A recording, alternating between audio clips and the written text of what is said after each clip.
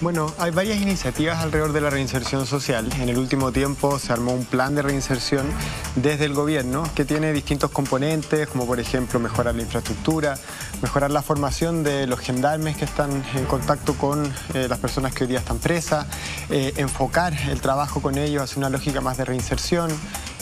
También un trabajo fuerte en intersectorialidad, porque las personas que están presas no necesitan solamente de las intervenciones que podría entregar el Ministerio de Justicia, sino que también las que tienen que ver con el Ministerio de Salud, que tienen que ver con el Ministerio de Trabajo, con el Ministerio de Educación. Entonces ha habido un esfuerzo en diseñar una política para abordar la reinserción social de una manera mucho más completa que lo que se ha venido haciendo en el pasado. Por otra parte, hay un programa que se está diseñando desde las mesas de trabajo que están asociadas al Compromiso País, que es una apuesta política de hacer asociación público-privada para lograr la reinserción laboral y social de las personas que han cometido delitos. El programa se llama el +R y es un proyecto que espera lograr emplear alrededor de 500 jóvenes y desarrollar sobre todo metodologías inteligentes que permitan trabajar con las personas que están presas dentro de la cárcel, entender bien cuáles son sus necesidades y capacitarlas para que al momento de salir ellos no solamente tengan las competencias, sino que además la posibilidad real de un empleo desde que salen de la cárcel, disminuyendo así el riesgo de cometer delitos por necesitar de tener dinero para poder sustentarse a ellos y a su familia. Eso te diría que es lo más relevante a nivel de políticas públicas de adultos. Muy interesante lo que mostraban en la nota dentro del centro de Colina. Y como esas hay otras actividades aisladas.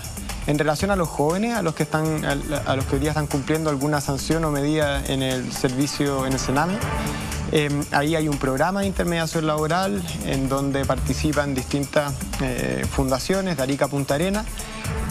Y por otra parte, te diría que los que todavía están más al debe son las políticas de reinserción de mujeres.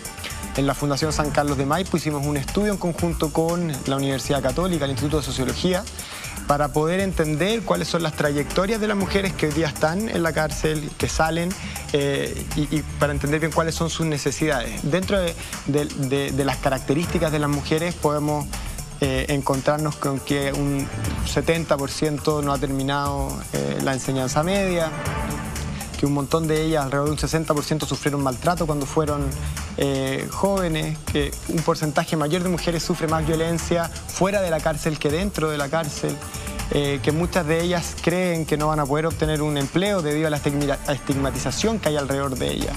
Muchas de ellas también creen, alrededor de un 60%, que no va a lograr los recursos suficientes para poder mantenerse a ella y a su familia.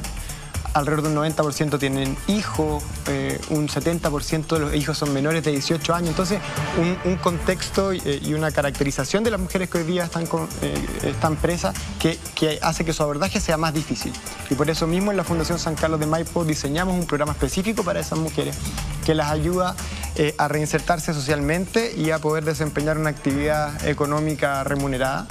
En la línea de la inserción social apoyamos a que se inscriban en el registro de hogares de las municipalidades. Imagínate que un 60% de las mujeres a 12 meses de haber salido de la cárcel no están inscritas en ese registro, lo cual significa que están fuera de todo sistema de protección que entrega el Estado y también las municipalidades.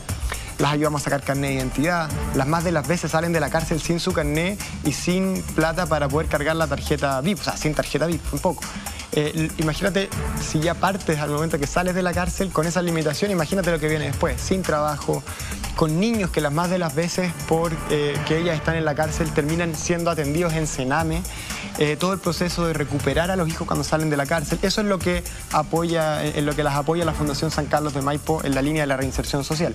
Y en la línea de empleo ofrecemos distintas alternativas de empleo, trabajo formal para las que puedan, trabajo independiente para las que tengan esas habilidades y también trabajo semiformal con el objetivo de poder ayudarlas a que puedan compatibilizar el cuidado de los hijos con la obtención de dinero a través del trabajo.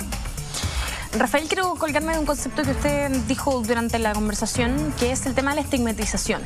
Porque tal vez me atrevería a decir que varios tienen como un prejuicio hacia estas personas que están reinsertándose. Desgraciadamente los medios somos culpables también un poco de eso, porque las noticias que vemos generalmente son de personas que a pocos días de salidos de la cárcel vuelven a delinquir, en vez de priorizar noticias como esta, en las que sí se ve la reinserción real de estas personas. ¿Cree usted que existe un prejuicio ante la reinserción de ex-reos? Absolutamente existe un prejuicio, porque este es un tema que es muy emocional. O sea, ¿quién no ha sido alguna vez víctima de un delito? ¿Quién no conoce a alguien que haya sido víctima de un delito? Cuando uno como persona se enfrenta a esas situaciones, se generan emociones de rabia, dan ganas de que estas personas paguen por la culpa, pero la verdad es que ese abordaje no es efectivo a la hora de querer disminuir con el delito en el mediano y largo plazo. Las estrategias que tienen que ver con aumentar la cantidad de condenas o la mano dura para poder controlar el fenómeno de la delincuencia son estrategias cortoplacistas y principalmente motivadas con fines políticos. Si tú ves la gente que se dedica a este tema, que son investigadores, lo que ellos proponen son estrategias más de largo plazo, en la línea de poder ayudar no solamente a las personas que están cometiendo delitos, sino que a sus familias y sobre todo a los niños que vienen después. En uno de los estudios que hizo San Carlos de Maipo, la mitad de las personas que están en la cárcel ha tenido algún familiar que ha sufrido, que ha tenido alguna condena previamente. Entonces, el abordaje es mucho más sistémico, de considerar factores que tengan que ver, de nuevo, con educación, con salud, con habilitación social. Hoy día Gendarmería y otros departamentos del Estado pueden hacer una georreferenciación de dónde viven las personas que han cometido los delitos. Entonces tú puedes estimar georreferencialmente dónde viven las personas que tienen más probabilidades de cometer delitos. Y en esos sectores, ¿qué es lo que más falta? Acceso a servicios públicos, hay peor transporte, en general no hay cercanía a los consultorios, falta de presencia policial, colegios que tienen un desempeño académico más bajo que los demás. Entonces, cuando tú ves esos datos, te encuentras con que la política pública no actúa para entregar todos los recursos que hacen falta. ¿Y por qué no lo hace? Porque políticamente es más rentable, es más adecuado para los fines políticos de quienes están en gobierno, quienes quieren estar en gobierno, decir que hay que poner mano dura, porque eso es lo que da voto. Entonces, el prejuicio que estabas hablando tú al principio es lo que limita la posibilidad de entregarle más recursos a políticas públicas que sean realmente efectivas en la disminución del delito, no en el corto plazo, sino que en el mediano y en el largo. Y si nosotros como sociedad no estamos dispuestos a dar ese paso, a dejar un poco de lado nuestras emociones y empezar a pensar más con la cabeza, a mirar la evidencia que existe en Chile y en el mundo sobre qué es lo que se tiene que tener para abordar efectivamente la problemática de la delincuencia, vamos a seguir hablando de este tema por siempre.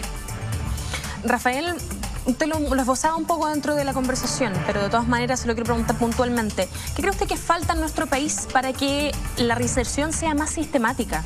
¿Será porque es muy cara? Es interesante ese punto. Uno cree que es caro mejorar problemas sociales, pero la verdad es que hay varios estudios que dan cuenta que la inversión efectiva en ciertas problemáticas sociales, como por ejemplo la delincuencia, traen o tienen como consecuencia un enorme ahorro en el gasto público del mediano y largo plazo. Por ejemplo, si nosotros logramos que una persona no vuelva a cometer un delito hoy, el ahorro que se genera por esa persona son alrededor de 30 millones según un estudio que hizo la Cámara Chilena de la Construcción. Ahora, todo eso tiene que sensibilizarse por la probabilidad de ocurrencia de la no reincidencia en el delito, que es un tema técnico más complejo. Pero varios estudios en Estados Unidos dan cuenta de que si uno invierte un peso o un dólar, en verdad, en prevención, cuando las personas que cometen algún delito son niños, o sea, cuando se invierte en estas personas cuando son niños a temprana edad, el potencial retorno de ese dólar son 7 veces.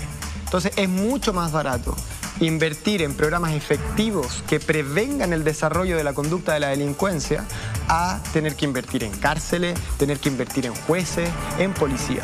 No hay por dónde perderse, no hay ninguna duda que es mucho más barato invertir en buenos programas de prevención de la conducta delictual y de prevención de la reincidencia delictual que seguir gastando en políticas de mano dura que lamentablemente no tienen ningún futuro positivo. que hacia las políticas, ¿de qué países deberíamos estar mirando? ¿Hay alguno que ustedes tengan como ejemplo? Bueno, en general hay que mirar las experiencias que han demostrado tener resultados positivos. Hay experiencias positivas en distintos países. Yo tampoco dejaría de mirar la experiencia local que se ha desarrollado en Chile y en Latinoamérica, porque también hay que entender el contexto en el que uno se mueve. Nosotros como Fundación San Carlos de Maipo en general lo que hacemos es que nos metemos a bancos de programas que se llaman, en donde tú puedes buscar ciertos programas que han demostrado ser efectivos en la disminución de una conducta problemática, como por ejemplo la delincuencia.